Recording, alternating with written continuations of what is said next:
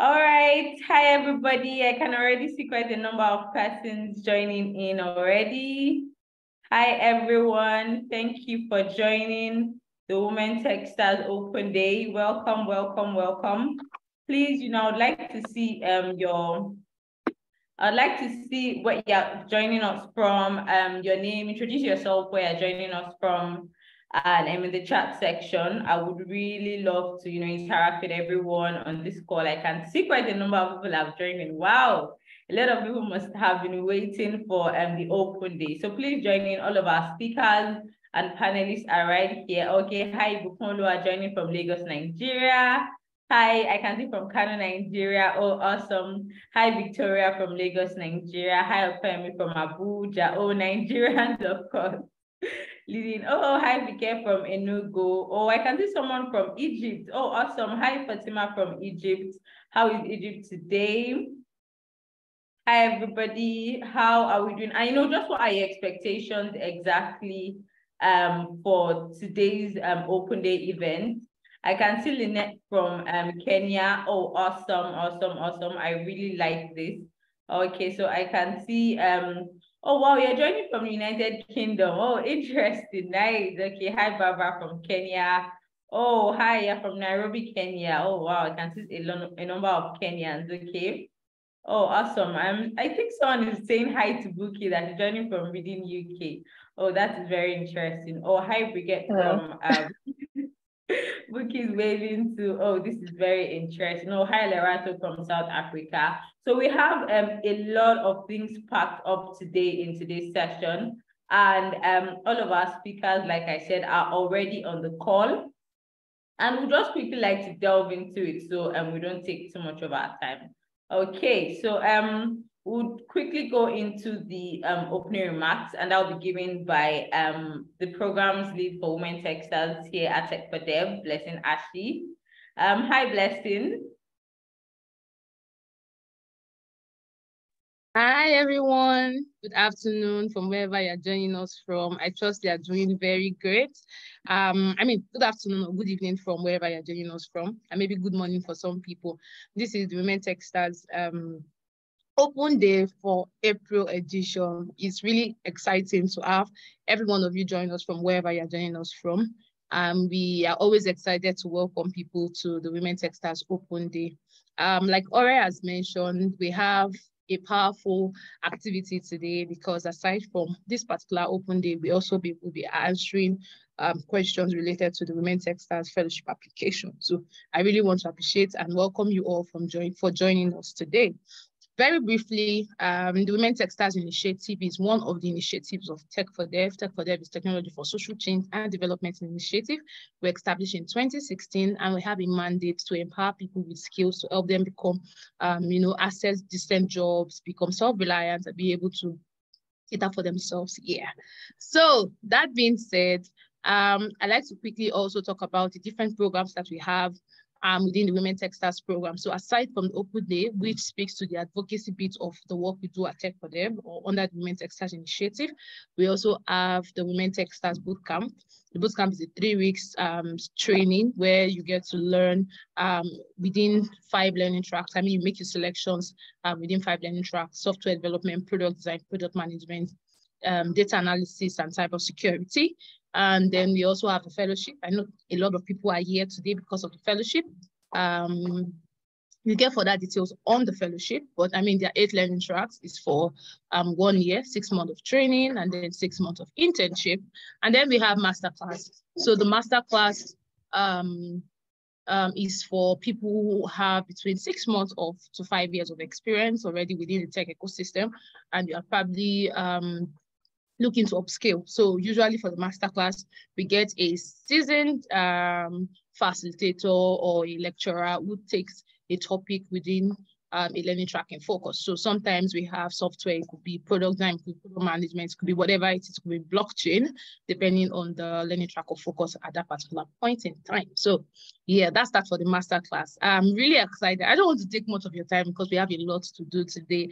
But if you have any question, make sure you put it down on the comment section. We'll take it down. And as we go into today's class, I'd like to encourage you to ensure that you have your certain things would be helpful for you. Make sure you have a notepad that you'll be able to take down notes where relevant.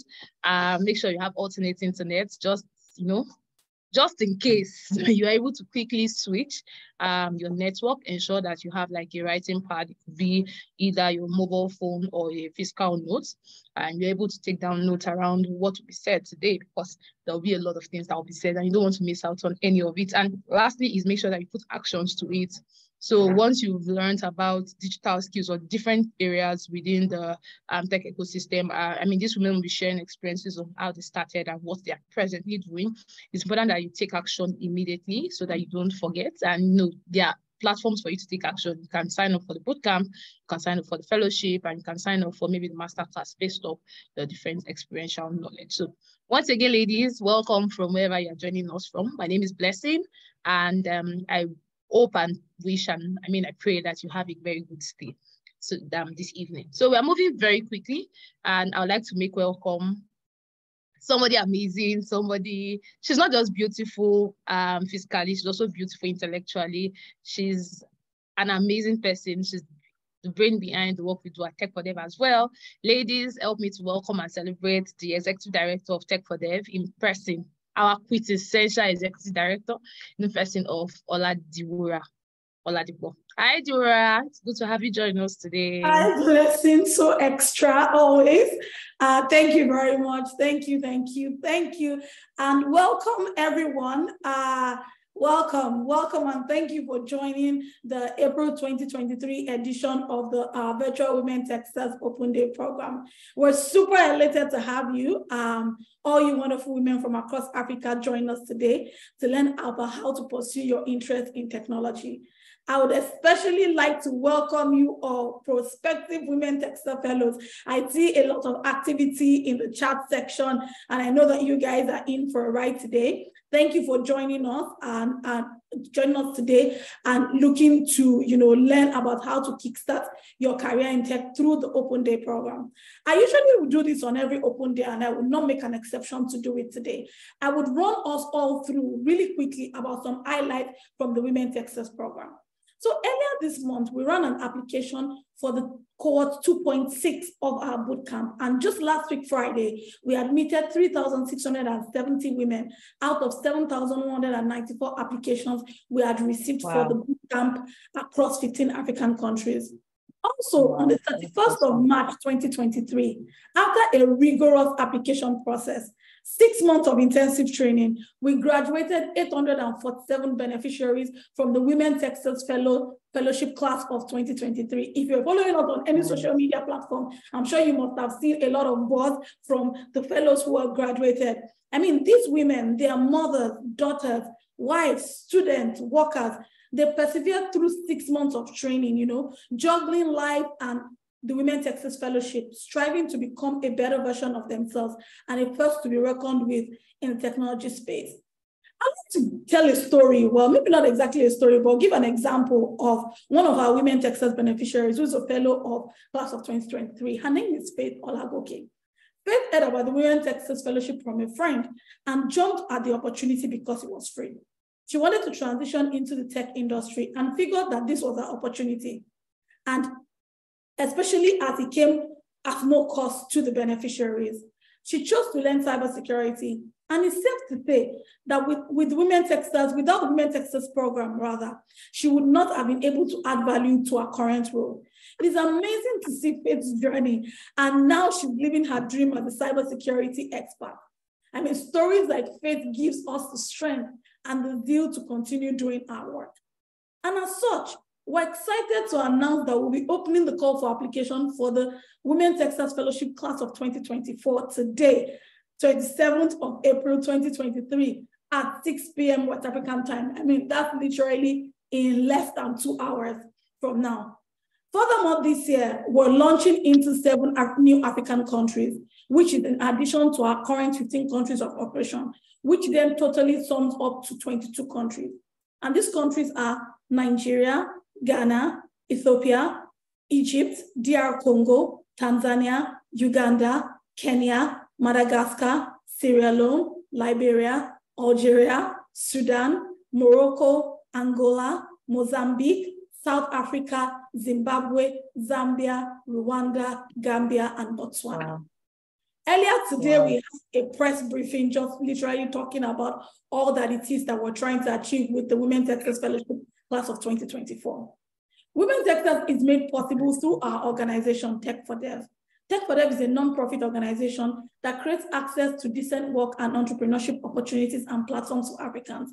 And we do this through digital skills, digital and technology skills empowerment and advocacy. Our vision is to equip Africans with digital and life skills that foster economic prosperity, financial freedom, and sustainable development. Women Techsters is an initiative of Tech for Dev that aims to bridge the digital divide between men and women in technology ecosystem.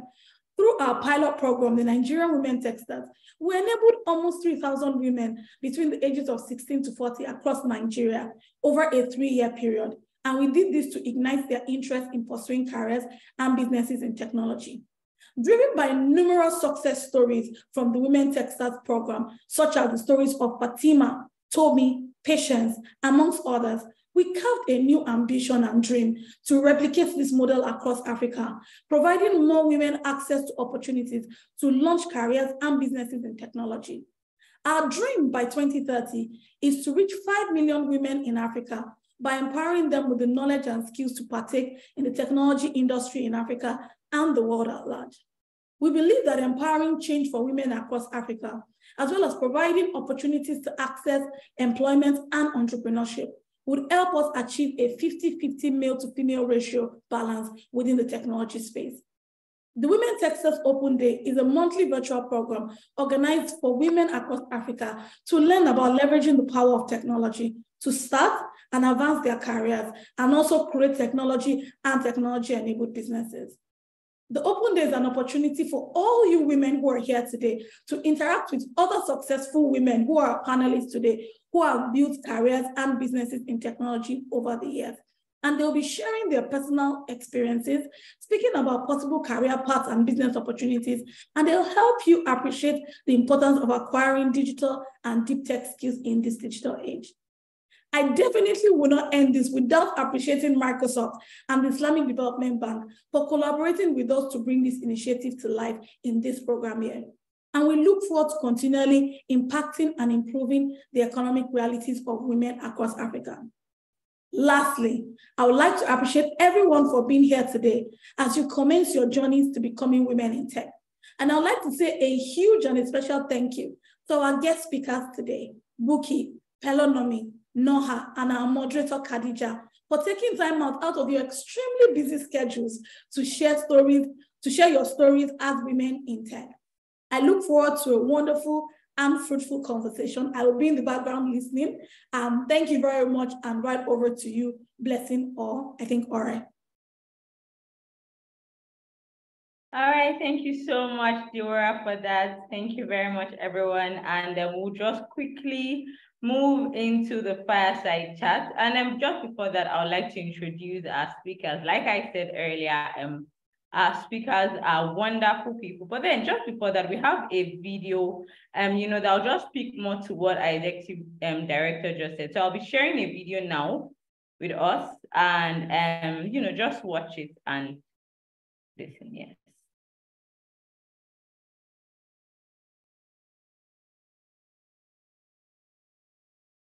A woman has the ability to provide some sort of like 3x on ROI or whatever training it is that you give to a woman. If the training is meant to provide some sort of financial freedom, for example, for the woman, which is the case of the Women Techsters. Yeah.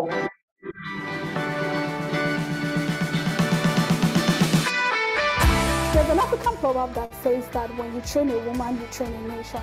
When you train a woman has the ability to provide some sort of like 3x on ROI or whatever training it is that you give to a woman. If the training is meant to provide some sort of financial freedom, for example, for the woman, which is the case of the Women Techsters, we believe that women are able to then provide for their families, which then immediately also allows for the families' income generation to impact that of their immediate community or impact that of the nation. The problem we're trying to solve when we initiated Women Techsters program is being able to bring women to partake within the opportunities that exist within the technology ecosystem, and actually finding a balance, which is having more women join the ecosystem to be able to both partake of the opportunities and also be able to contribute to the industry. By 2030, we want 5 million women to be empowered with technical skills and use their skills to either start up their tech-enabled businesses, further their career in the tech space, or establish their own tech startups and tech-enabled businesses. Microsoft has been an amazing and fantastic partner. Just beyond supporting us with funds, has actually gone into supporting us, like giving us technical support, like donating Azure to us, donating licenses to us, and supporting us with other forms of software and hardware to ensure that we're able to deliver effectively on whatever program it is we're partnering on. Today is the Meet and Greet event that is holding in Lagos State. The Meet and Greet event is organized for our Women Techsters program beneficiaries to be able to have a physical connect. Because of the COVID-19, we're not able to have a physical meet-up. So most of our training has been carried out virtually, and we have women connecting online. Community building is very important to the Women Techsters initiative. It's a community that allows women to grow, women who haven't ever been in the tech space, to grow, encourage themselves, and just keep on pushing themselves to succeed. If I were to describe my experience in the Women Techsters program, awesome. I would say it was phenomenal. For me, it's inspiring. Mind-blowing. My experience at the Meet and Greet has been so beautiful. It was so nice to say, oh, you are Amaka, you are Favor, you are Afsat. So it's been really awesome how that those you related with virtually, you're now able to put a face to the name.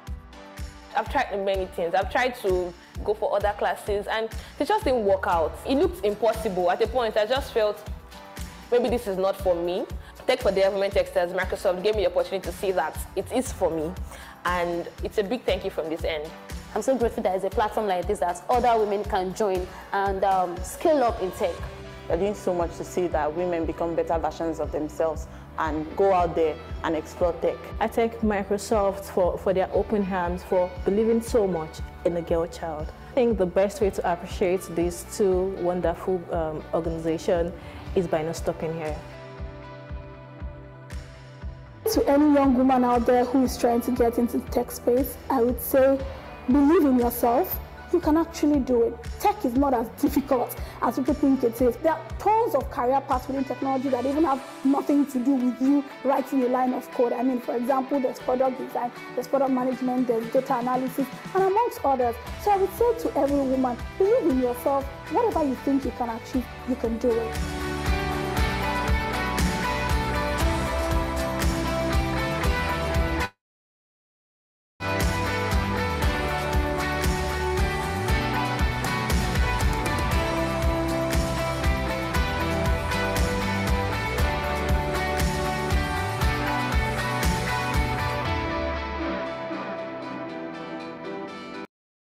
All right. So thank you all for that. I'm pretty sure that that was okay. So I can already see some people in the chat section talking about how inspiring that video was. Yes, it was inspiring. Even watching it again, it was still inspiring for me. So I'm pretty sure that there are a number of ladies on this call who want to be like that, and you are in the right place. So we'll quickly move into the fireside chat. We have amazing speakers all here on the call who are ready to, just share their experiences and just tell us how they're able to achieve the heights that they have achieved in their career. Quickly, I would like to read out their bios, and after that, we'll quickly move into the fireside chat.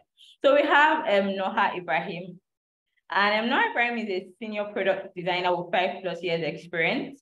Her favorite part is user research and UX in general. She has a proven ability to develop concepts, art forms, and projects from inception to production and to final delivery. Noha is from Egypt. Hi, Noha.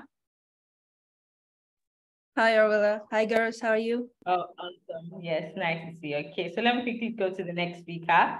Pelenumai. So Pelenumai is a CEO and co-founder.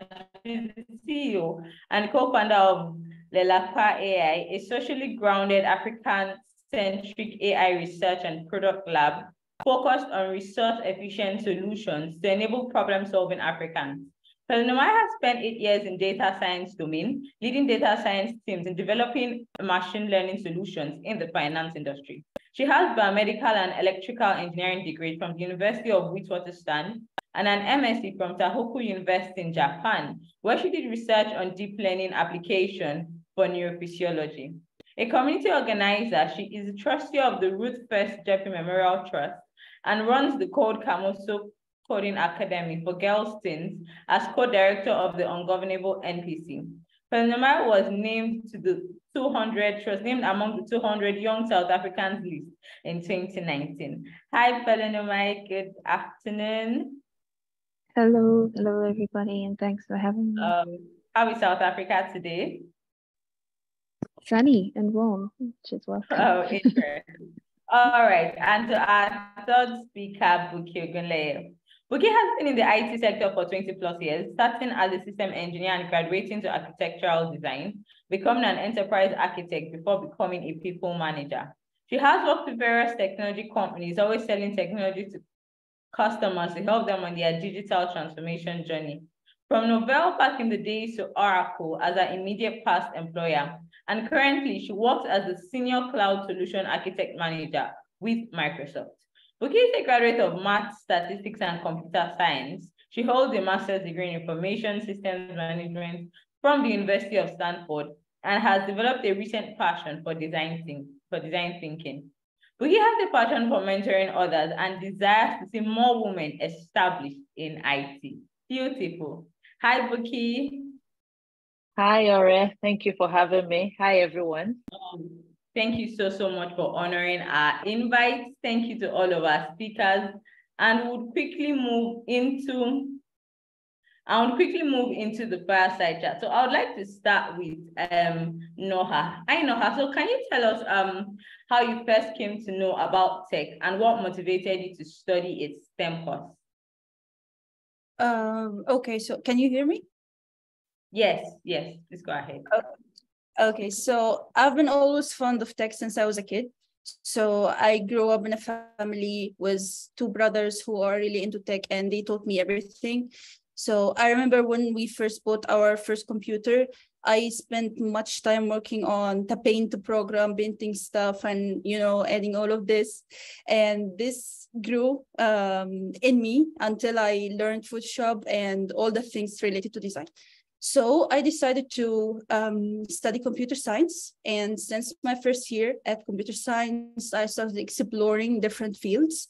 So I started to learn more about coding, networking, 3D painting, and all of this, but I didn't find my passion.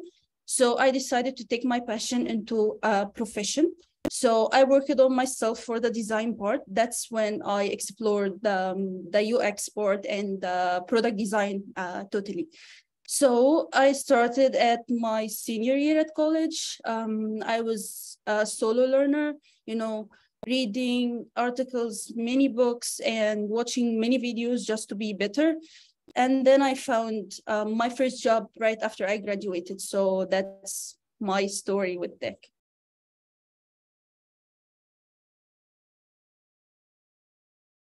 Oh, wow, that's interesting. Thank you so much for sharing that. Any particular reason why it was product design, and what would you say is the most unique thing and challenging thing about being a product designer?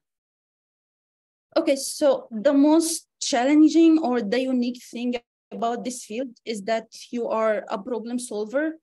You're not just solving problems for, a specific thing or whatever. You're just changing the world by changing something. So, if you help the men to achieve something or make it easier on themselves by creating digital products, you're definitely changing the world. So every day is a challenge. Every day you have something new to think about. You have a new challenge to work on. So that's the most amazing thing about it. Oh, wow, that's interesting. Thank you so much for sharing that. Okay, so I'd like to move to our next speaker. Hi, Pelenoma.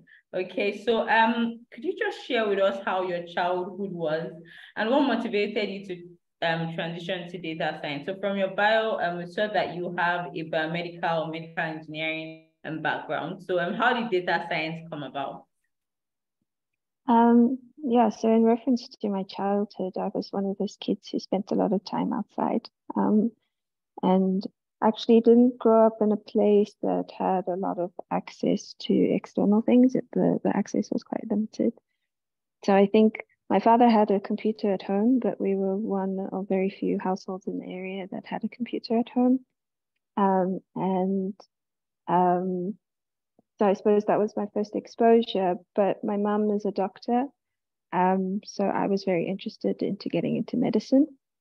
But going through high school, I really enjoyed maths and science. And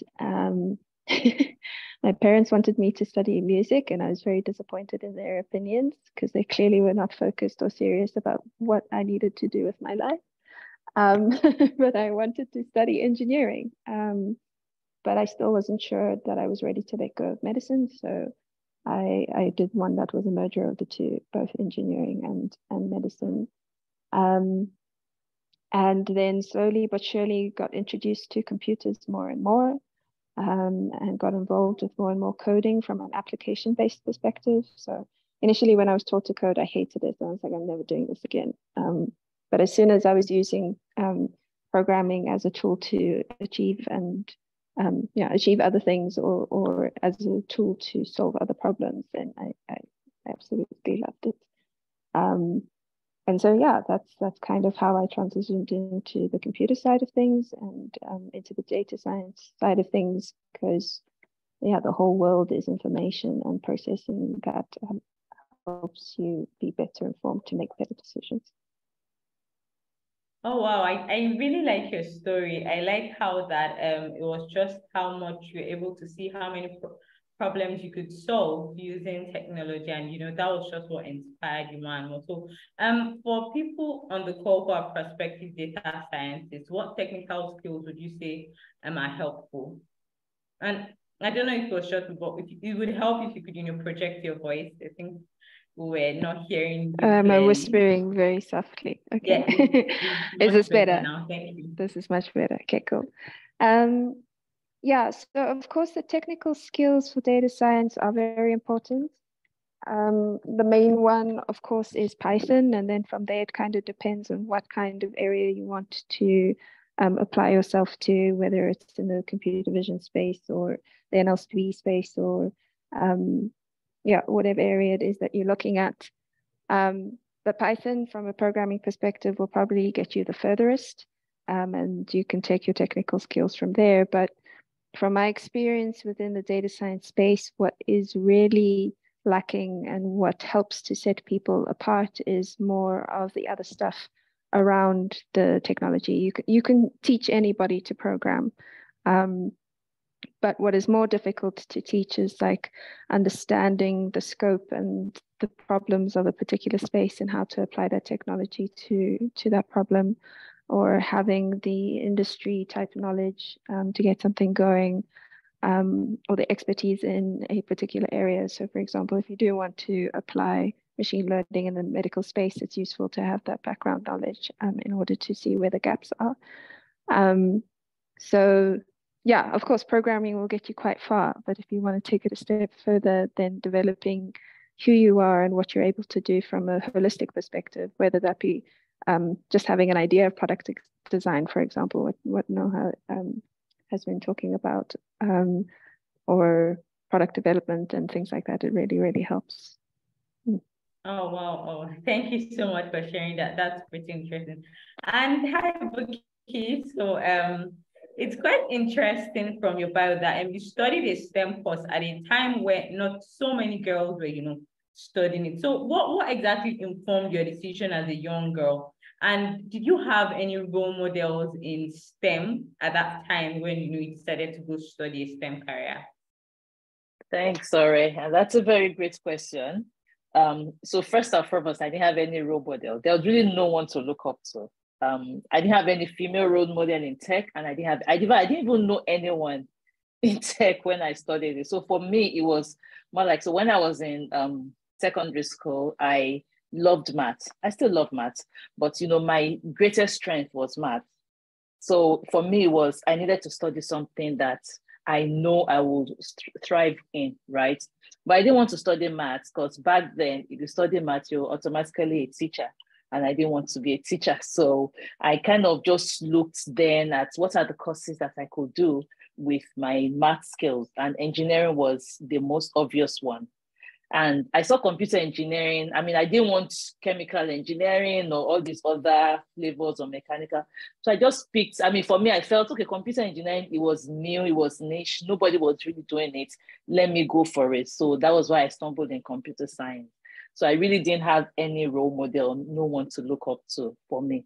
And also it was more like, I felt, I mean, I never had any limitations. So growing up, I went to an all-girls secondary school.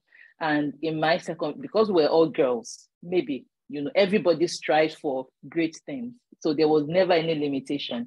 We didn't have any ceiling, really. So we all believed we could be whatever we wanted to be. And it was the same thing from growing up in my home.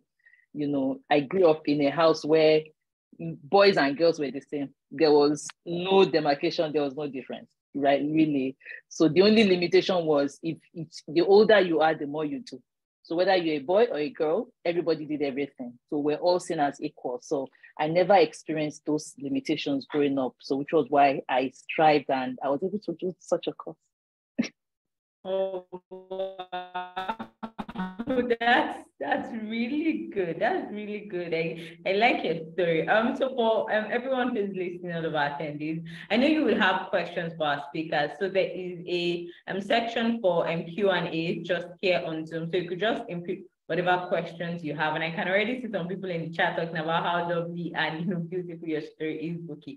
But I can imagine that, your journey has not been a walk in the park, has not been a smooth ride. So would you just care to tell us some challenges you faced in your career so far and, how you were able to accomplish? Absolutely. It wasn't smooth because as I said, I didn't grow up with limitations, right? So for me, I grew up with the bubble that everybody could do anything, whether you were a guy or a girl, it really didn't matter. But, I got the shocker when I started looking for a job. So my first exposure really to gender imbalance was during my NYSC. And for those that are not in Nigeria, so in Nigeria, after your university, your first degree, there's a 1-year mandatory service that you give to the country. So you can do it anywhere. A lot of people do it teaching. They post you to different places. So luckily for me, so there was this, I served in Lagos and a company had made a request to NYSC then that they wanted somebody that studied either maths or statistics or computer science. Can you imagine? So I was sent to the company. But what I did not know was they specifically said that they wanted a man. So when I got there, and this was me, very young me, and I met the personnel manager who took me to the plant manager to introduce me to the plant manager. And the plant manager was visibly upset. It was like, I thought I told you to I wanted a man. Why are they sending me a woman? I was confused. I really didn't understand what was going on. So later, I realized that the job role was actually like a business analyst, because it's a manufacturing plant, they needed somebody to help them gather data from all of their production data, their quality assurance data, their sales data, and be able to put it together and analyze it end to end. And they felt the job was quite demanding. They said it was, there'll be lots of late nights and everything. And that's why they felt it was a man that should do it. And I think that was really wrong because you really shouldn't limit. Everybody should have the same opportunity. But it was what it was. They wanted a man, but they still took me. So I think what might have happened, because I wasn't privy to the conversation, but I think what happened then was they decided to keep me and then go on to hire a man. So eventually they hired a man and they didn't retain me and somebody else took it. So after that experience, I was then now cautious that, so there is actually a divide, right? And I experienced it. So a lot of times when I go for interview, especially in the early days of my career, when I go for interview, everybody, they'll just say, oh, we're sorry, we want a man. Oh, we're sorry, we don't think a woman will be able to do this job and all of that. So I really did experience all of that. Now, how did I overcome it? The first thing was I didn't give up. Really, I knew what I wanted to do. I mean, I'd gone to university, I graduated. I knew what I wanted to do. And I just stayed focused on that, right? So my first job was actually just a sales job for a computer, servicing company. But while I was doing the sales for them, I was constantly in the workshop with the engineers.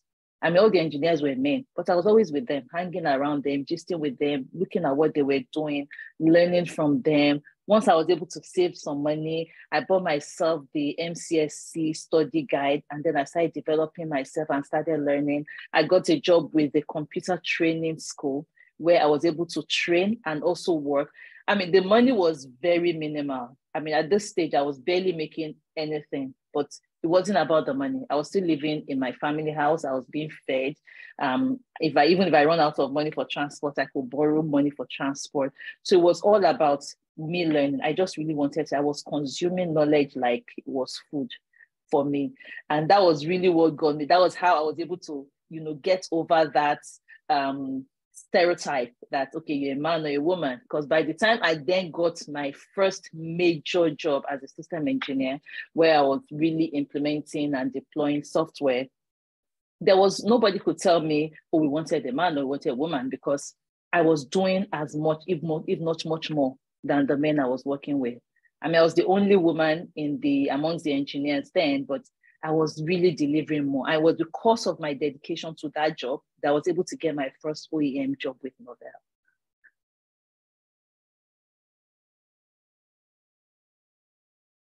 Oh, wow, that's quite a story, Buki.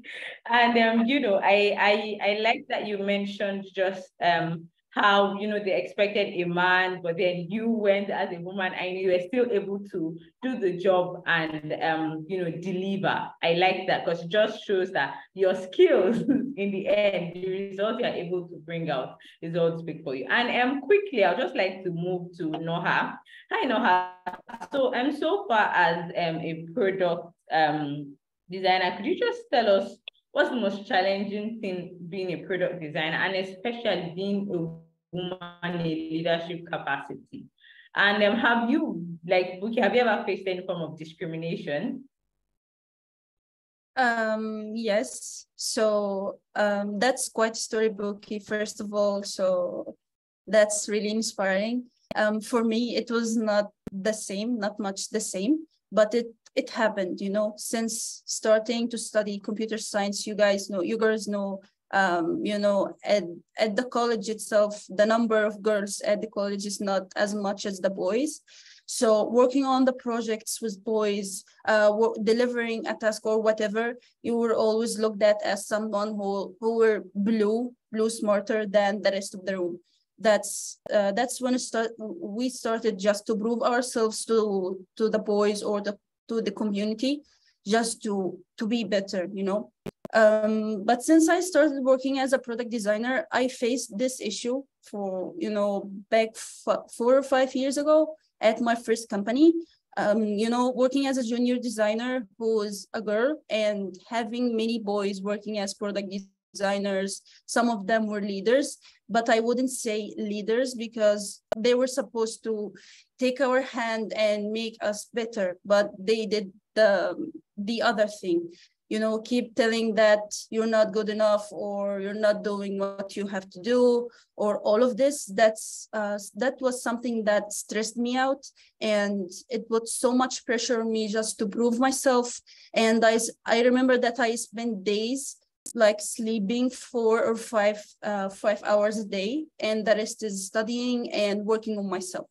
But eventually, when I made sure that the problem is not me, and I'm good enough, but the environment is not good enough for me. So I left my first company. And then I was lucky for the following companies I worked at because they were totally supporting. They are 100% trusting me, and it got better. Even at my last company and on TopTel, everyone, there is no discrimination at all. You're working as a person, you're not working as a woman or a man. So I'm really happy at my place right now. Yeah. Oh, that's beautiful, Noha. Thank you so much for sharing that. So I would move on to Pelumai. So yeah, I see you, right? Founded your own company. So I can imagine that co-founding a company was no easy feat, right? So what's the story behind your company, the Lapa AI, and how do you hope to influence the tech ecosystem in South Africa?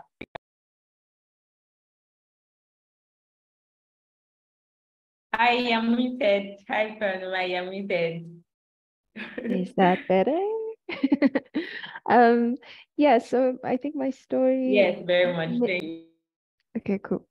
My story is a bit of a different one, in that I'm a co-founder of a team of 6. And so through this larger team of co-founders, we've had the opportunity to build networks and communities over quite a long period of time, so the past 5 or 6 years.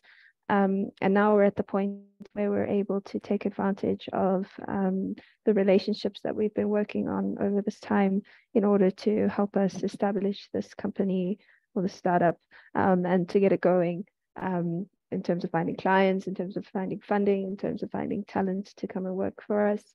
So in that way, it's been quite special, and it's not the normal entrepreneurship story, which often is one of a lot of struggle and difficult times. And yeah, so the 6 of us have come together and we formed this team, and the team is growing, and the company is growing. And what has been quite adamant for us as technologists working in different environments on the African continent is that a lot of the technology that is made in the West is just not made with Africans in mind. And therefore, when it's brought here, it's just not performing in the way that it needs to perform, firstly. But secondly, that it can then result in undesirable consequences. So for example, in the facial recognition space, for example, we know that Black women's faces have been recognized the worst out of all machines in the world. Joy Boom-Lemwini and Timothy Gebru have done some amazing work on identifying that and making it public, so things have gotten better.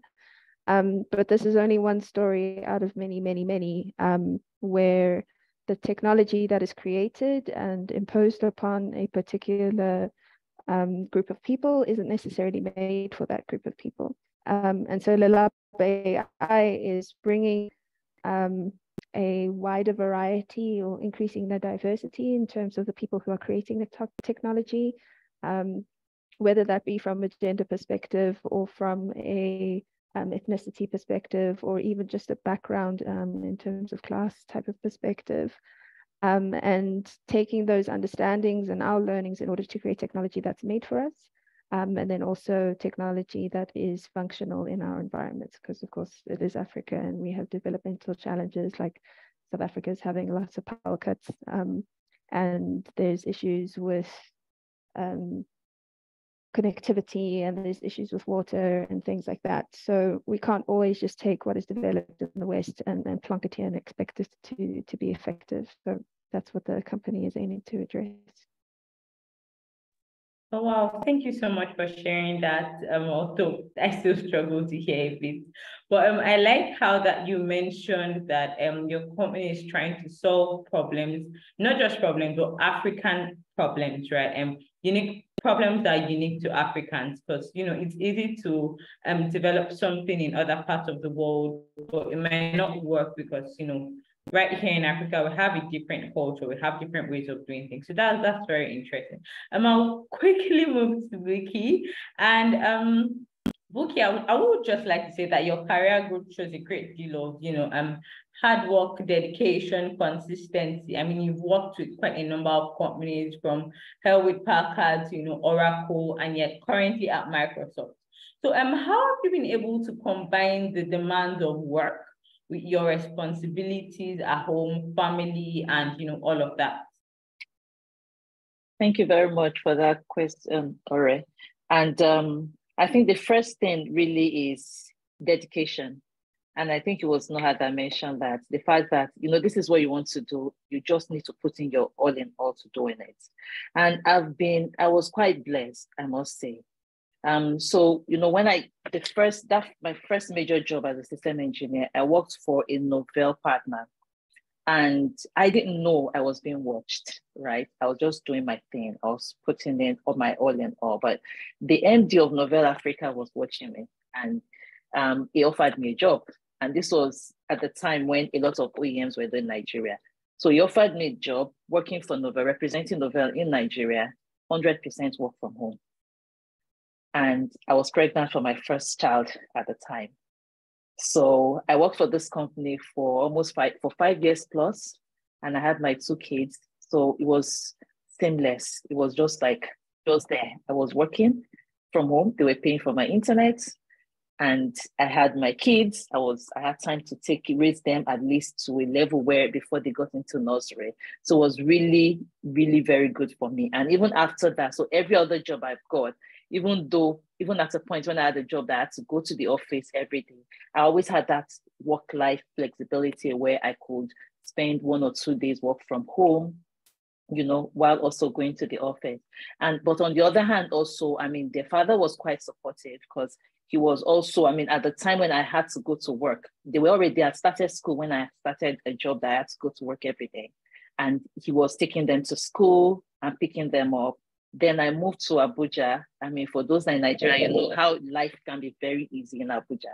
So working in Abuja was really the icing on the cake for me, because in the morning I could prepare them, take them to school, go to the office, and then close from the office, pick them up from school. And we could go back home and we'll still work through their homeworks with them and all of that while I'm still doing my own job. Because for me, my work never ended, because when I'm working on a project, I'll bring it home because I know I have to close early to pick up my kids. I'll bring it home. I'll do their homework with them. When they're done with their homework, then I go back to my own work and continue doing my work. So it was really like that dedication, the fact that I didn't want to be seen to lag because I was a woman or because I had kids.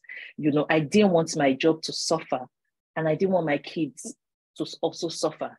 So I ensured that I strived in. I mean, Noah said something that she was sleeping 5 hours. That's it. I had to deprive myself of that sleep. I had to put in that effort to ensure that I'm delivering on my job and also not allowing my kids to suffer for it. And I thank God today, they're both teenagers and they're doing very well. They didn't suffer. Oh, wow, that's a beautiful story. I think one thing I picked from that was just intentionality and the dedication to ensure that you are giving your best at everything. You're giving 100% to your work, you're giving 100% to your family.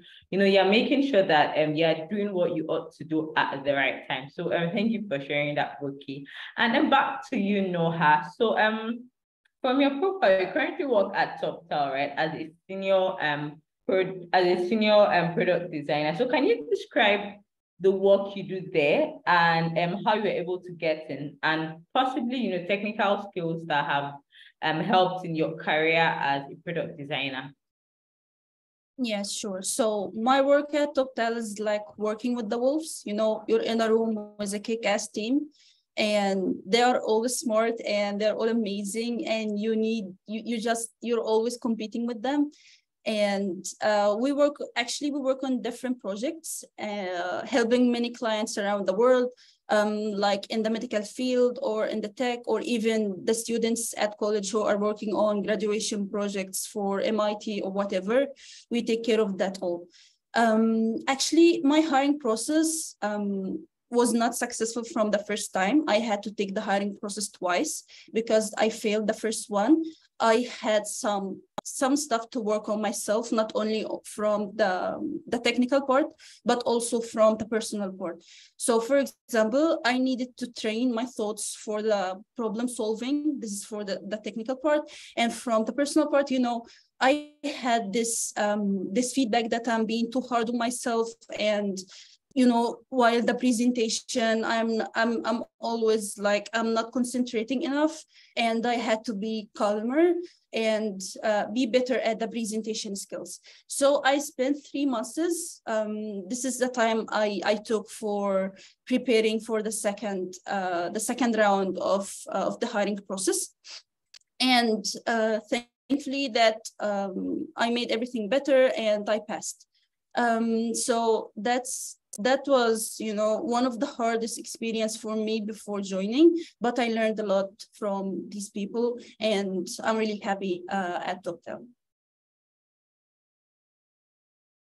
Well, that's quite interesting. You faced rejection at some point, but that didn't make you give up, and you still just went ahead and worked on yourself, made the necessary changes, and went back again. Wow, that's really something. All right, so on to our next speaker, Phenomenal. So I'd just like to ask, could you just share with us some possible challenges that you faced in your career journey, how you're able to overcome them, and also resources that just helped, how some of the things that were really helpful that you learned through your journey that will be helpful to beginners who are about to start their tech journey.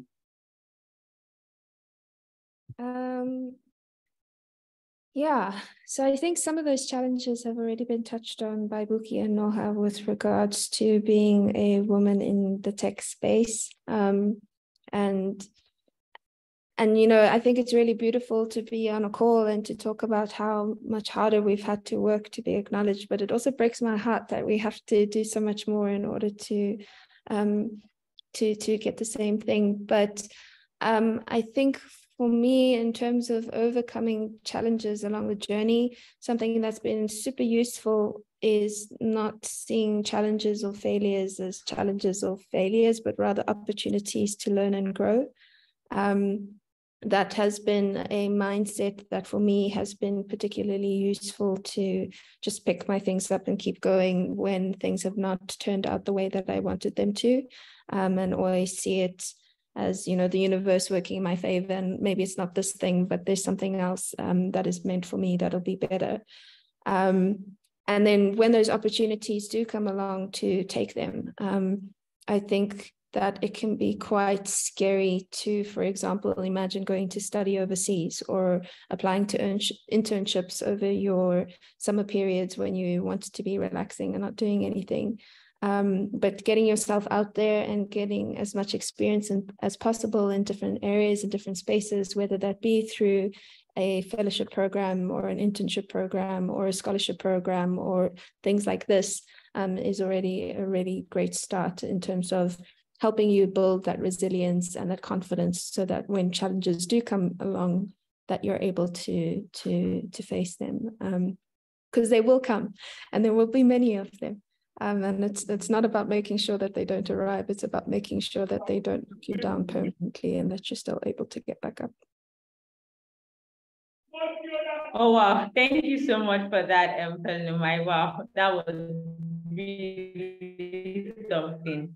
And that's actually a very positive and growth mindset to have towards challenges, seeing them as opportunities to get better. So I'll just go through the final round of questions. Once again, I'll just like to thank everyone who has been on the call so far with us. If you have any questions for us, because kindly put them in the Q&A segment and we'll get to them shortly. So Buki, we have a number of ladies on this call who would like to start their career or chart their career in tech. So what's one advice you have for the ladies that are, they want to go into that field of science, technology, engineering, and mathematics? Thank you, Ore. And just quickly before I answer that question, because I think that I kind of forgot that, a lot of people might not know Novell when I mentioned Novell, because I saw someone ask a question. So Novell is now been acquired by Micro Focus. So if anybody was going online to search for it, they're no longer a company. They were acquired by Micro Focus some years ago. So just to answer your question, and I'll echo what Penolomi said, in terms of challenges will always come, but don't give up. So my one mantra, what has really kept me going is don't give up, even whatever the challenge comes. And I was glad when I listened to the video you played. I think one of the ladies, that was what she said, that at a point she felt, oh, is this for me? But she encouraged herself. So I think that's really the key thing. Encourage yourself. Don't give up. There will be challenges. There will always be stumbling blocks. The road is not smooth, right? If it's smooth, then it's not worth it. To be honest, the road is not smooth. You would, because it's those challenges that actually help you grow.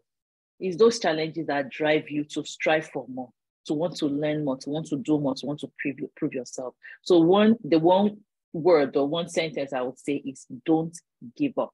Keep moving.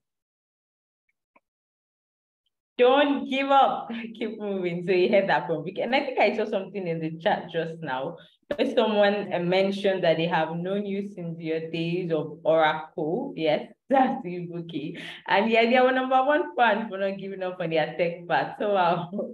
That's really inspiring. So thank you once again for sharing that. So to you, Noha, just look back to your younger self when you're about to start this. What one advice so far from the experiences that you've had, what's one advice that you just give to her to let her know even as she starts the journey? Okay, so the first one is not to give up, of course. But I have more important advice to give because I made a lot of mistakes when I was younger that I wish everybody don't make it again. The first one is it's okay to make mistakes. Just don't be hard on yourself if you don't know anything, or you just keep working on yourself. And it's also okay that some people will give you feedback. You need to be open to them. Don't be arrogant, just listen to them and take the criticism in a good way. They're not judging you personally, they're judging your work. That's the most important one. And always be determined, always do your best, always keep in your mind that you need to be the best of the best. That will be your motivation to be better. Okay, thank you very much for that, Noha. Keep giving your best. And to my final words from you to all the ladies on the call. Yeah, I think a common theme for me that has been around my life and different objects at the moment for this year was understanding how finding what your purpose might be, or at least getting an idea of what your purpose might be, can help you find you in your direction in terms of what it is that you're trying to achieve.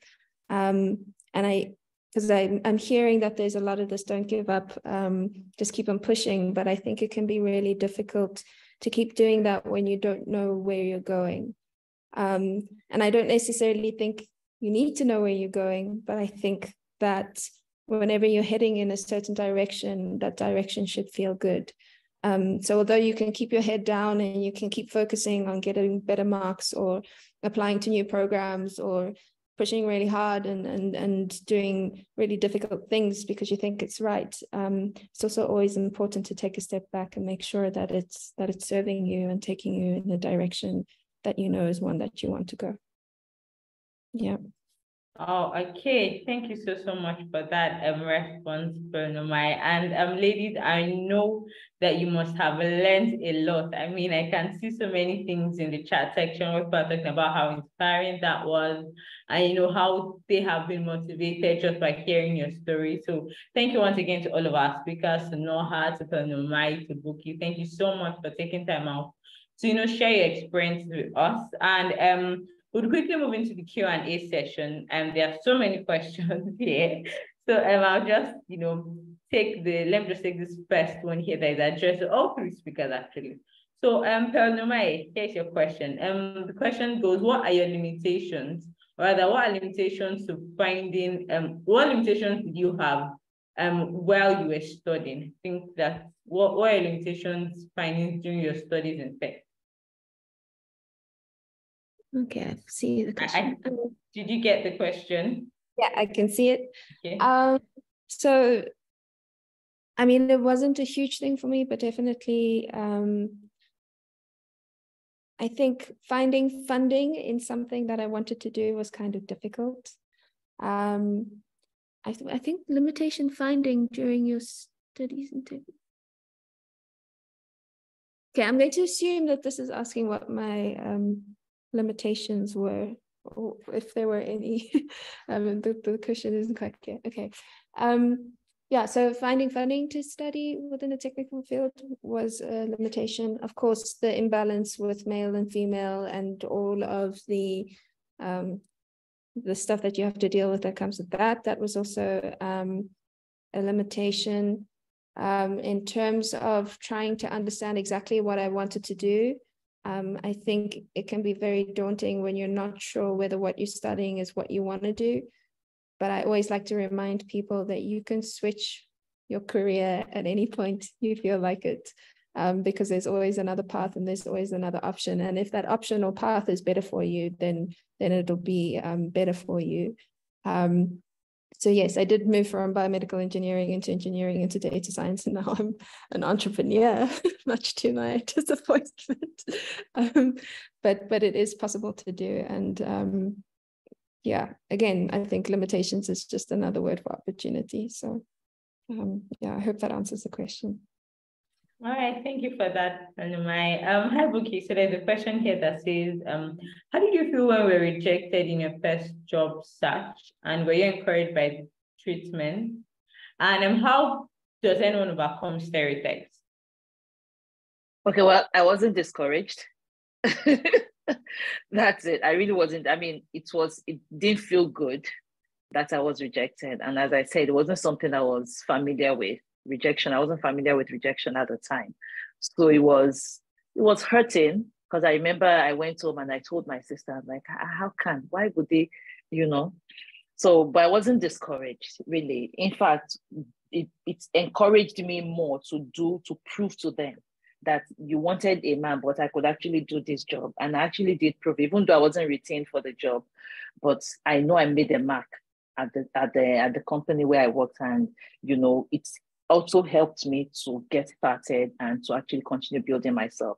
And how do you overcome the stereotype? Really, I think what I've learned is the people that stereotype, it's actually their problem. It's not you, really. Because if you can prove yourself, just keep developing yourself, keep proving that you can do the job. I know today, a lot of companies are, the buzzword really now is diversity and inclusion and hiring for that inclusion bit. But don't just be a diversity hire. Don't just be hired for diversity. Go in and show that you can do the job, that you are hired because you can do the job, and I think that's really the only way you can have overcome that stereotype. Develop yourself. Self-development is very important. Learn from others, like Noah said, learn from other people. And I think one of the things that I remember doing in everywhere I've worked is I learn from everyone. I take from here, take from here, take from there, and I bring it up together. And that's how I'm able to stand out and stand firm. So just keep developing yourself, keep learning, don't limit yourself. Always prove that you can do the job, that you're not just hired because they want to hire women. Okay, prove yourself. Thank you very much, Buki. And okay, I think there's also a question for Noha. So Noha says, what are the challenges women face in tech, especially in your country? I think this is specific to Egypt, especially in your country that does not appreciate the gender female. Not so sure of this last statement, but basically in your country, what challenges do women face going into tech? Okay, the challenge that's still there is proving your word or proving your point of view. That's something that has happened many times in the past and still happening too. And we always solve this problem by documenting every decision we take. We make like a file with proving our point because of this and that. We're not just saying this solution out of nowhere, So yeah, I think that's it. Yeah. Oh, okay. Thank you very much. And there is another question here for you, Noha. It says that how difficult is the product design learning track? That's career course. How difficult is it compared to other courses? Yes. And the person did say that they are inspired by you. So yeah, that's Noha. Yeah, okay. It's not difficult, actually. It just takes a view that you need to be determined. You need to put in your mind that you can do it. It's not hard. It just needs a lot of training. And I know that people say that design is a talent, but I disagree with this. It's something you study, and of course you will be like generating ideas in your mind based on the studies, based on the inspiration, based on everything around you. It's not only something you put in the computer or something you create for, like a website or a mobile. No, you're considering everything, every element around you. You keep it in your mind while designing. So that's what it takes to be a product designer or a UX designer. Oh, okay, thank you, Noha. And just for this last question on, product design, it says, for someone who's coming from a non-tech background, how difficult exactly is product design? It's totally okay. It will be hard for a particular part, handling the designs from the coding point of view, because there are some things we need to consider while designing. It will take some time to learn, but it will be totally okay finally. So it's not hard, girls, so don't worry. And I don't know if you mentioned or not, but anyone is okay, and I'm open to have a chat or whatever with any one of you who wants to get into the product design field. Just bring me on LinkedIn or any of the social media accounts for me, and we will have a little chat. Oh, okay. Thank you very much. There was a question to Purnima, but I think she has answered it. So someone asked you to describe a day in the life of a data scientist. And I think I would just let me just quickly read the answer. So it says, it depends on where you find yourself. Some people land up in teams where they are typing formulas into Excel sheets to generate graphs. And that's not so fun. So the ideal role of a data scientist, I'm reading this out for everyone on the call, is 40% sourcing data, cleaning data, augmenting data, 20% training machine learning models and doing analysis on data to find patterns that is useful for decision making, and 20% converting your findings into a format that can be used either as a product, as a report, or as a service, and 10% understanding the business case and KPIs that help determine what is useful and how to track it. So this is really, really comprehensive. So thank you very much, Purnima, for that answer. So we'll just be taking like 2 more answers. So someone is asking that she's a nurse, and this is new to her. I think I'll just direct this question to Buki. How exactly did you make the decision as to what career path to go into? So what exactly would any pointers on how to choose a career path for people? I know I saw someone who is a professional photographer trying to transition, a nurse to trying to transition. How would you suggest they select a career path? So that's for Buki. Okay, when I get asked this question, it's a difficult one, really, because you need to go with what's your passion. You need to do some research on your own. One cannot just tell you this is what you should do, really.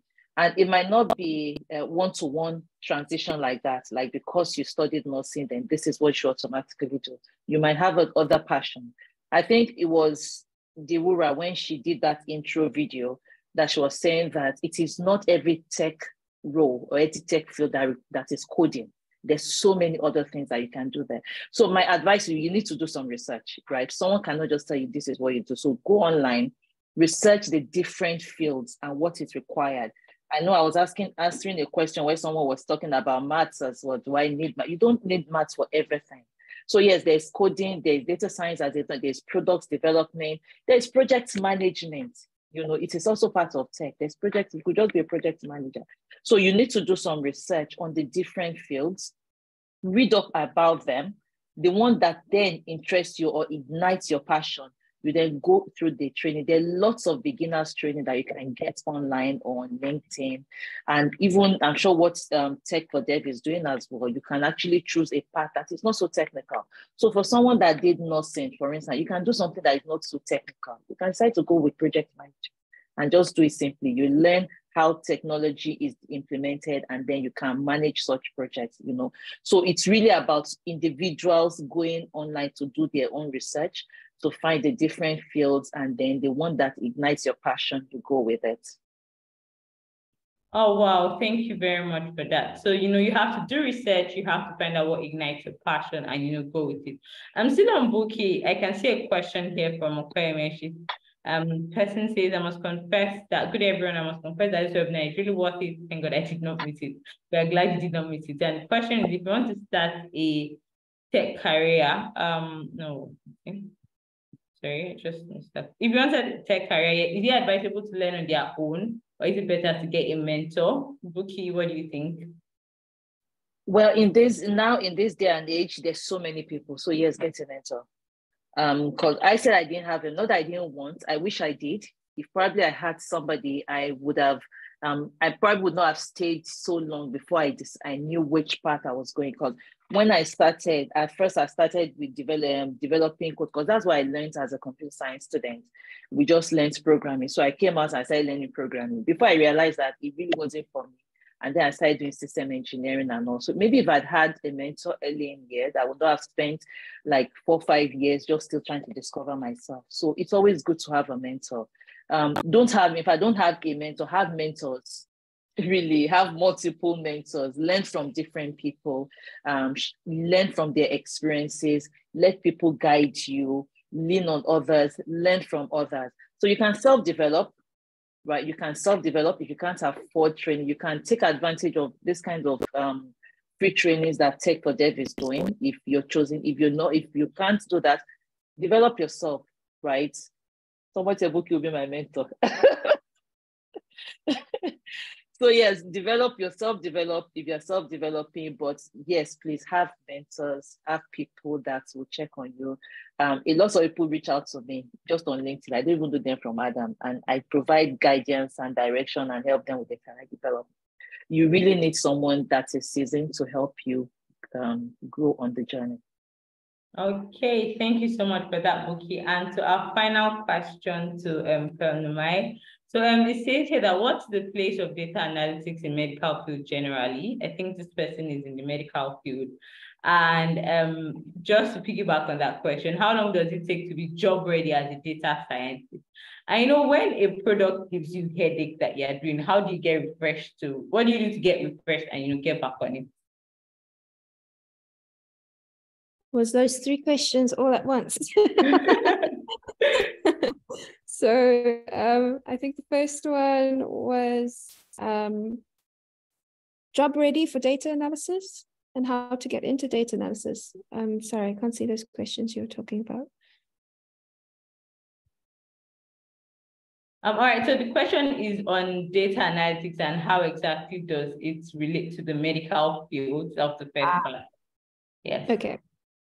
So the first part, so in many, many ways, which can be really lovely and really amazing. So the first is within the realm of imaging. So all of the biomedical imaging that happens of the human body, when you read that information, when you read that data, it's in the form of a digital signal, right? So if you need to then reconstruct that digital signal into an image and then do things with that image, then that already from a certain perspective is data analysis. And where that can be very much utilized in the data science spaces, for example, with aided diagnosis. So having a scan of your breasts, for example, and being able to have a computer help you identify cancer in a breast scan, or in tuberculosis chest x-ray to show you where that TB might be. That's from a more bodily related aspect, but it could also be, for example, when they send your blood for blood tests and identifying malaria in your in a smear of your blood, for example. So those are some of the health applications on that side. But there are also other health applications with regards to like drug discovery. So using machine learning to try and understand what chemicals work best with the human body to help to address certain issues. It can also be used for personalized drug usage. So some drugs When I say drugs, I mean I mean medication. Some drugs work better with some people than others. And you can use machine learning to help understand and better predict how somebody might respond to some treatment. So those are just some of the first things within the medical world. In terms of data analysis and being job ready, I mean, of course, it depends on you. It depends on the place that you're applying to.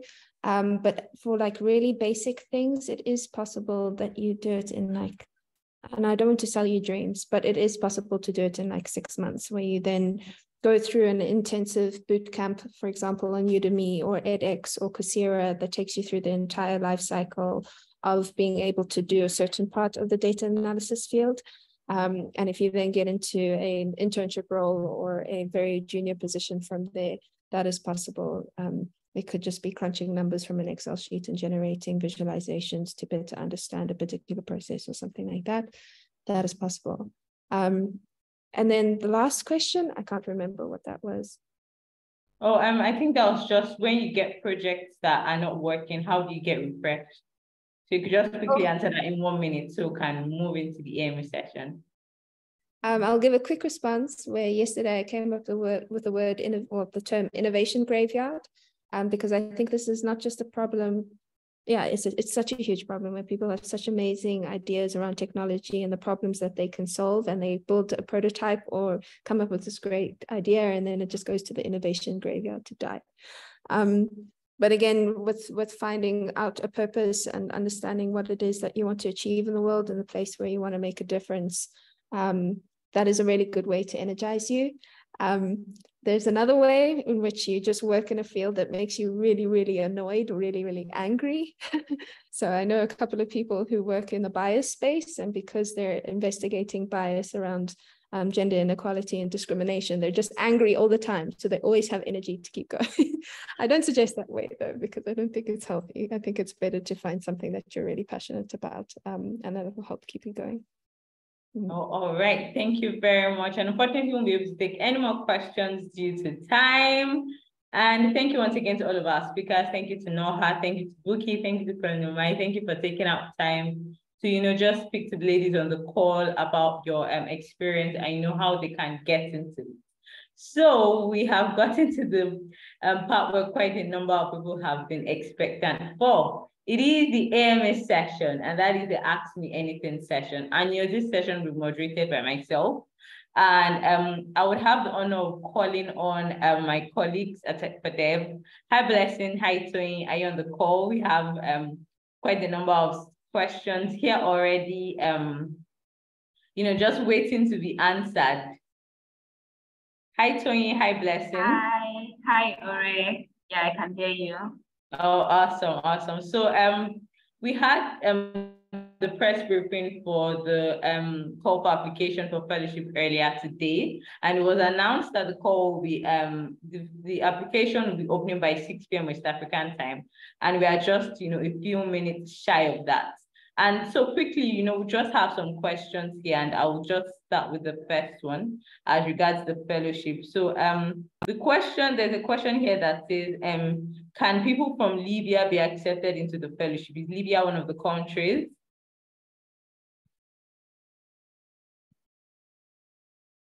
Hi, Toyin, did you hear that? Oh, yes, I did. Okay, thank you so much. So we are expanding to 6 African countries, and Libya is not one of the countries that we're currently going to this year for the class of 2024. However, we strongly advise that they do apply. This is because one of the reasons why we decided to expand to some of the countries we were not in last year, for instance, Sierra Leone, Zimbabwe, Gambia, was because of the dedication and determination of ladies who applied into our programs. They put when we're looking at countries that we wanted to move into, one of the data we had to look at was the women that were showing interest from these countries. So yeah, if you are in Libya, give it a shot, put forward your best application, and we could consider your application also. So yeah, we strongly advise that you apply. Oh, okay, thank you. And just to piggyback on that question, what are the minimum requirements to be accepted in the fellowship, especially for someone that doesn't have a technical experience?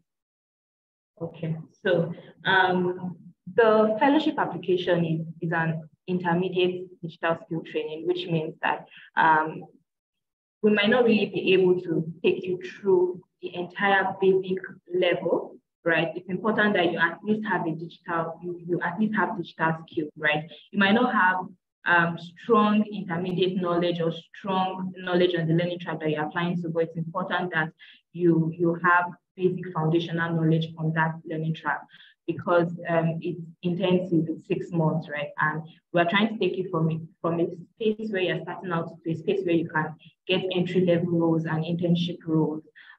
So basic requirements that you have basic digital skills, number one, and you do have time between now and when you submit your application to start taking crash courses on Coursera, on Udemy, and the likes, just so that you can familiarize yourself with whatever learning track you're choosing to apply. So I would strongly advise that people who do not have, let's say, who have zero technical knowledge on a particular learning track, that's the first 8 learning tracks we're opening up applications to, go online, start preparing yourself in response to the application form, take your time.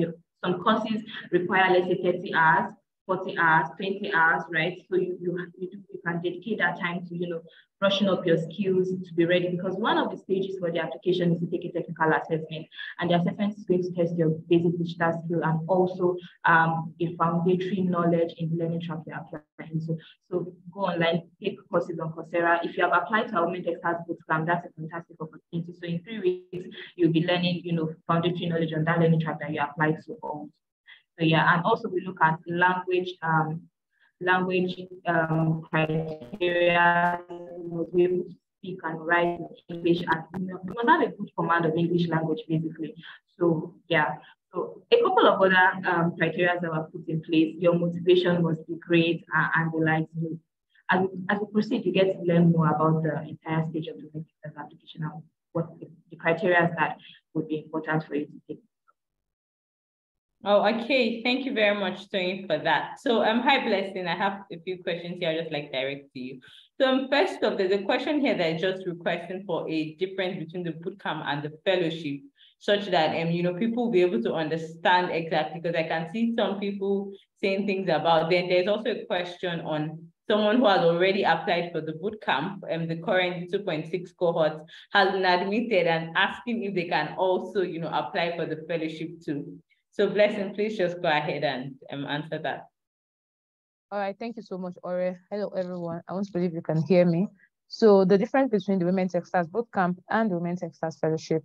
The Women Techsters Bootcamp is a 3 weeks training. It's also virtual, instructional design led, while the fellowship is 1 year, 6 months of technical training and soft skills training, and then 6 months of internship placement. So the difference between both is that the bootcamp is for 3 weeks, only 3 weeks. There are 5 learning tracks within the bootcamp, which is software development, product design, product management, cybersecurity, and data analysis. While for the fellowship, there are 8 learning tracks, software development, product design, product management, cybersecurity, data science and artificial intelligence, mobile application, 3D mixed reality, and blockchain. So there are 8 learning tracks for the fellowship, and there are 5 learning tracks for the bootcamp. Now, for people who already applied for the bootcamp, if you were selected for the first bootcamp 2.6, you can still go ahead and apply for the Women Techsters Fellowship. This is just the first stage of the application, and there are multiple other stages of application. So yeah, if you were selected for bootcamp 2.6, still go ahead and apply. It won't clash with, it's just an application phase, so you can just go ahead and apply. Oh, okay, thank you very much, Blessing, for that confirmation. Then there's a question here from Anna. Anna says she's 28 and she's interested in applying for I think software development. So she's asking, can she apply?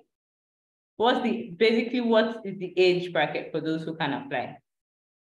Okay, for you to apply for the fellowship, you must be between the ages of 16 to 40 years. If you're less than 16 and you are more than 40 years and you wish to apply, can also go ahead and apply. Just ensure that you put in a strong reason as to why you should be selected, despite the fact that you do not meet the age criteria. But I mean, you have to be between 60 to 40 years to apply. You have to be a woman or a girl between 16 to 40 years. Oh, okay, thank you. And of course, there's another question here, quickly to Blessing before we move to Tony. How often is the fellowship application open? Okay, so the fellowship application is open just once in a year. So it means that if you miss out on this stage of application that is going live at 6 p.m., you have to wait till next year. Remember that we said that the training is, it's a 1-year fellowship program, 6 months of training and 6 months of internship. So you don't want to miss out on this particular application. Well, in comparison to the boot camp is every month. At least there's an application that go live every month. But for the fellowship, it is once every year. Oh, okay, thank you. Hi, Tony. So I have some questions here for you. There's a question here that says, how much time does one have to dedicate per day for the fellowship program? Thank you so much, Ori. So typically a day in class starts from 10 a.m. to 2 p.m. West African time. That's 4 hours per day, right? But the fellowship program is structured in such a way that you do have to, you are encouraged to have study groups, cluster groups where you interact, learn more, do your practicals, do assignments together, and the like. So average on the day, you get to spend, let's say, 6 to 5 hours, interacting with other people in class. So in a week, a minimum of 20 hours, and let's say maximum of 30 hours. So you really need, it's time intensive, right? Because that's like almost the whole day that you're spending in class, and then you're having to do assignments and assessments. However, this is not to discourage people who do not have a lot of time at their hands currently. What you have to do before class starts is to ensure you learn proper time management skills. Start trying to see how you can schedule your daily life to fit into the new opportunities you are getting if you get into the fellowship program, right? And you need to start thinking around how you can, walk through the night, maybe, and all of that. So proper time management skills is actually essential for joining into the fellowship program, because you need to dedicate a minimum of 20 hours per week, Mondays to Fridays, 10 a.m. to 2 p.m. West African time, aside the time that you will need to work together with your other colleagues on assessments or projects, and maybe extra classes that your facilitators might want to have with you containing a particular topic or module during the program. So, yeah. Oh, okay. Thank you very much. I like that you just said that, because you answered another question where someone was asking, that they're a student and they have classes during that time, and how do they manage, and time management, very, very key. And I have been seeing this question over and over and over, and I think it is time to answer it. How does one register for the Women Techsters Fellowship 2024? Blessing, you can please go ahead and answer that. Hi, Blessing. Okay, can you hear me now? Yes, I can hear you now. All right, so the application will go live at 6 p.m. WAT time. There's a link to register. Once the application go live, you see it across all of our social media platform. Just click on the link and then fill the application. One of the things I would like to say is that as much as you want to submit your application on time, which is great, which is what we would also advise that you do, we also expect that you think through the application questions and ensure that you're putting your best foot forward. As we mentioned earlier during the press briefing, Women Techsters Fellowship only selects top 3 of all applications. That's top 3% of all applications that we receive. So it means that you need to put your best foot forward. Last year, the aim was to admit 1,500 women and girls, but we received over 14,000 applications across 15 African countries. And we believe that this year is going to be much more than that. So it means that you are vying for a position or a space or a spot rather within the Women Techsters Fellowship with multiple or several other amazing women. So putting your best foot forward. That's like my 2 cents. Putting your best foot forward, tell the right story, sell yourself as to why you should be selected for it. But application will go live at exactly 32 minutes from now. Okay, so how long will it be open for? There's a question here. How long will the application be open for? Okay, so there are different stages of the application. For this first stage of the application will be open for 1 month. Let me say this very quickly. Before or while the application go live, I think it's important to mention that we understand that some of you may be experiencing, maybe you have questions or you are wondering, how do I put in a very good application? Something you should look out for is that we've attached a link that, that leads you to an application guide. Like the guide will be very helpful while you're trying to fill your application on what you should put in, what you should not put in, tips on what is necessary, tips on what you cannot do. Yeah, so it's important that you look into the guide, read very well and understand the guide before you go on and take the application. But the application for this first stage will last for 1 month, after which other processes will follow. Okay, so I'll just round up with this question. What language would the courses be in? I can see some questions about that. I think I'll just address this to Tony. What language are the courses going to be taken in? Okay, in English language.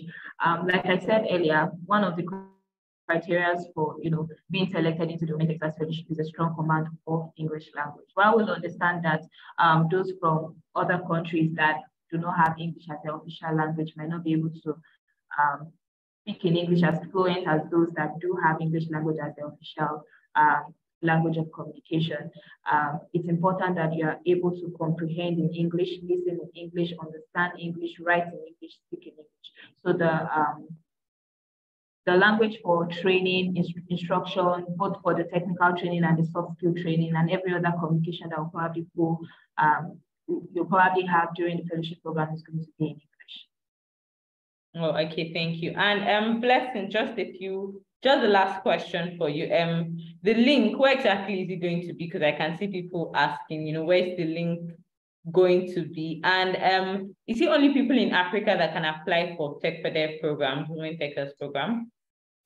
Okay, I would like to say this, that I see somebody from South Africa say it's already 6:30 my time here. It is not 6 o'clock my time yet. So the application will go live 6 p.m. WAT. I'm sure that will be like maybe, I don't know what time it will be from your end, but to go live 6 o'clock p.m. West African time. When the application goes live, you will see the application link on all of our social media platforms. I would like to advise that another thing I want to say very quickly is that if you are not following Tech for Dev yet, you are very wrong. Very, very wrong. So it's important that you are following Tech for Dev on social media, turn on your notifications. So once the application go live, you see it. And aside from that also is that even when the application go live and you scale through this stage, you're able to also get notifications that's relevant for you, because most of the time you get people say, maybe a week or two after we have sent emails, you get people say, oh, I just saw it in my spam. But I mean, if you're following us on social media, you always get first-hand information about the next phase or the next steps of things that you ought to do. I think that one other question that somebody had asked, so the application is open to residents of the 22 African countries. So let me say this, for example, if you are a Nigerian that is based in the US, ideally the application is not for you because you're supposed to be a resident of, you're supposed to be in Nigeria, living in Nigeria. However, in the case where you feel like, oh, you still want to apply, you can then tell your story as to why you think you should be considered, regardless of the fact that you are not in Nigeria, and you should also tell your story as to how the program will be beneficiary for you and why that spot should be given to you and not to some other person, especially because you are not in Nigeria at this particular point in time. So I want to believe that this is clear enough for you. For people who, I can see some people said, oh, they got rejection letters during the boot camp and you're wondering, should I apply for the fellowship? Please go ahead and apply. I mean, don't allow one rejection or two rejections stop your shine from shining. You know what I mean? So go ahead and put in your best foot forward. Just apply. You never can tell. This can just be your chance. This can just be the opportunity you have been looking out for. So, but it's going live 6 p.m. WAT time. All right. All right, thank you very much for that, Blessing. Thank you very much for that, Tony. And so that's in about 27 minutes West African time. Yes, in about 27 minutes, the link for the fellowship application will be posted. So I would invite you to, stay glued to all of Tech for Dev social media pages. And if you're not following us, like Blessing said, you should be now. The links will be posted in the chat now, and then you can just follow us on Instagram, on LinkedIn, on Twitter, you know, on Facebook. Just make sure you follow us so that you get notifications of when it is happening. And we have come to the end of the AMA session. Thank you very much, Blessing. Thank you very much, Tony. And okay, Blessing, I can see your hand is up.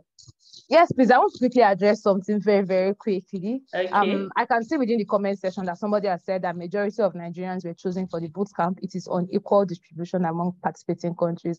I want to totally disagree with that, and I don't think that that's a fair statement to make. And I have to say this openly. This is also because of the fact that we had received over 7,000 applications, and the application was not done. The selection was not done by country, rather it was done by being able to meet the set criteria that was put in place. I hope you understand that. And this is going to be the same for the Women Techsters Fellowship application. There are set criteria, which you can also see within the document when you assess one. You would know from the onset, I mean, from the application you submit, you should be able to ascertain and tell yourself, okay, maybe I will be able to move to the next stage. There is a quota system for each country, but we are open to even expanding much more than that as well. So I just want to put this out there, whether you are a Nigerian, whether you are from Cameroon, whether you are from Egypt or wherever it is, just make sure that you're putting your best foot forward. It's not about being in Nigeria. You don't need to be a Nigerian to join the program. You know, just ensure that you are within the 22 African countries and you're putting your best foot forward. I mean, the last best graduating student we had last year from the class of 2023 was not even a Nigerian. The person was from Egypt. The second best graduating student was from Ethiopia. The third best graduating student was from Nigeria. This is just to tell you that, I mean, we are charming and we are encouraging everyone to apply, but it's very important you understand that there are set criteria and there's a selection committee that is totally responsible for your application. It's not me. It's not me. So in case you think you want to reach out to me on LinkedIn, please follow me on LinkedIn if you choose to. But I am not the one reviewing your application. Just ensure that you put in your best foot forward. Thank you. All right. Okay, thank you very much, Bless. Now, before you go, there's just one question that I think I want to direct to you. It says, Tech for Them open to partnerships and collaborations, and what's the best way to initiate a partnership? Oh, wow. Tech for Them is open to partnership and collaboration. I mean, I should say this, that we are able to do what we do because we receive amazing support from our long-standing partner, which is Microsoft, and we also have support from the Islamic Development Bank. We can't do this alone, and trust me, because of this support that we've received, that we're able to reach more women. And that's also one of the things that's giving us the confidence and the boldness to get into new territories. So if you would like to collaborate with us or you'd like to partner with us, and you're wondering what are different partnership you can explore, maybe you have a device you want to give out, or you have, I mean, it's not limited. Just what you can do is you can write to us at Tech for Dev. I think you can send your email to inquiries@techfordev.com, or you send an email to partnerships@techfordev.com, and then you would get somebody who would reach out to you and, I mean, tell you opportunities you can explore, I mean, and how you can also collaborate and partner with Tech for Them. We can't do this alone. I want to say this alone. Again, we can't do this alone. So if you're happy to partner with us, we can explore that together as well. Thank you, Ore. Okay, thank you very much, Blessing, for that. And once again, I can't help but be grateful to all of our speakers. I was just going through some of the questions because they're quite a number, and I was seeing how that some of our speakers have already typed some of the answers to the questions. That's just wonderful. Thank you so much, Boogie. Thank you so much, Noha. Thanks so much, Kanomai. Thank you for taking out time to, address the ladies on this call. I know a lot of people, I know that you were able to gain something, even if it's just one thing, I know you were able to gain. And just before we officially close the session, it's picture time. Yay. So it's time to take pictures, yes. And we would just like to, if you would like to take a picture with us, if you're an attendee, I know you like to feature in our picture, kindly just raise your hand and I'll promote you to a panelist, and we'll do that in just about 2 minutes. And digital media, I'm pretty sure that they're almost ready for us. So I can see some people already raising their hands. So wow, the hands are many. Okay, so as I promote you, please ensure that you turn on your video, and please make sure that you're in a conducive place where there's not too much distractions in the background, and you can turn on your video. So I'm already promoting some people to panelists. Once you get the notification that I've been promoted to a panelist, please turn on your video and just get ready to take the picture with us. Okay, and I have to say, unfortunately, we won't be able to promote everybody, but we know we'll promote as many persons as we can. So please just stay tuned. Okay, I can already see some people turning on their videos. This is really nice. Okay, so once you're promoted to panelists, just turn on your video and then we can take the picture. Okay. Hi Usman. What do you think? Are we good to go?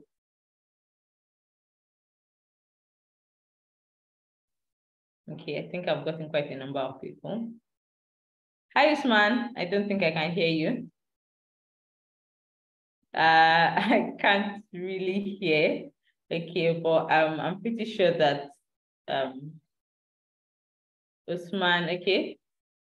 All right, so we are ready to go. So digital media team will be taking pictures. And I always like for us to, you know, at this point, I would just like everyone to smile brightly, unmute, and we'll just chant woman in tech. So instead of saying cheese, just say woman in tech. So at the count of 3, everybody please turn in. I can see some people, their videos are not on. Hi Lara, so Miriam. Kindly turn on your videos, Carol. Okay, I can already see our beautiful faces. Awesome. Beautiful. All right, Usman, so we are ready. And on count of 3, everybody, please just make sure you you're smiling. Everybody, please smile. Okay. Let me do. On 3, 1, 2, go. Everyone, so just unmute and say woman in tech. 1, 2, go. Woman in tech. Woman in tech. Yeah. Woman in tech. Yes. Let's just get one more. Okay. 1, 2, go. Woman in tech. Yes, woman in tech. Awesome, awesome. Thank you so much, everybody. Thank you so much for your time. Thank you for staying here. And we are officially 19 minutes away.